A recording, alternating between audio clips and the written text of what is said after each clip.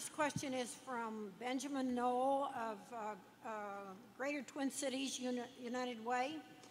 Every time Bill Gross writes a new essay on the, quote, new normal, unquote, I get more depressed about the prospects for my retirement.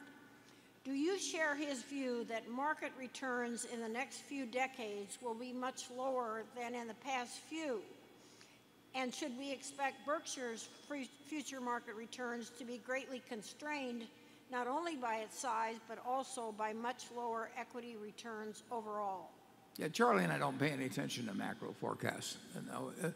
We have worked together now for 54 years, and I can't think of a time when we made a decision on a stock or on a company where a macro discussion, where we've talked about macro, and we don't know, what things are going to look like in any precise way. And incidentally, naturally we think if we don't know, nobody else knows. That's a little conceit that we have, and so why spend time talking about something you really don't know anything about? People do it all the time, but it's not very productive. So we talk about the businesses, and I like Bill Gross. It sounds like Lloyd Benson, back in he's a friend of mine. But it doesn't make any difference to me what he thinks about the future. It doesn't make any difference to me, what any economist thinks about it. I have a general feeling that America will continue to work well. And I don't, that there's throughout my adult lifetime and before that, there's always been all kinds of opinions that, about what's going to happen this year or next year or anything like that. And nobody knows.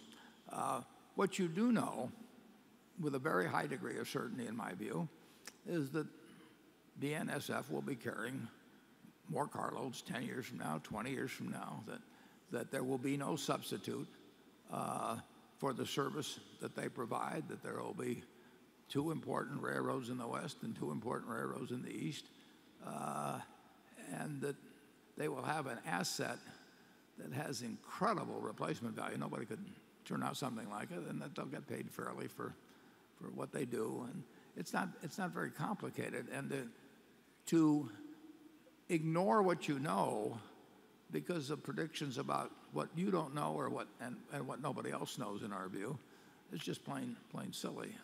So we don't have anything against somebody talking about a new normal or an old normal or an in-between normal, but it doesn't mean anything to us.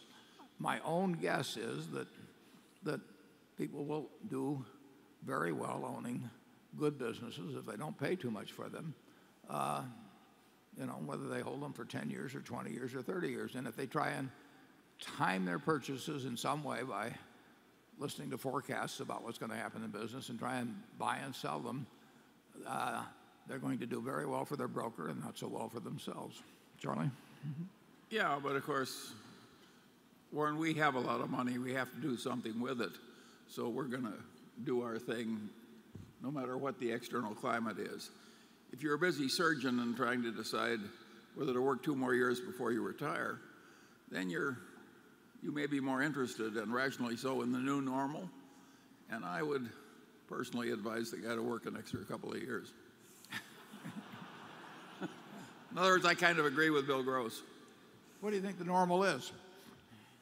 Well, less than we've enjoyed in our lifetimes. The new normal. What have we enjoyed in the last 10 years? I mean, it hasn't been so bad. No, and it hasn't been so. But it's not nearly as good as it was in the first 30. Yeah. And do you think it'll be worse than the average of the last 10 years? I think that's quite a conceivable outcome. Yeah. So take your pick. Okay. Jonathan?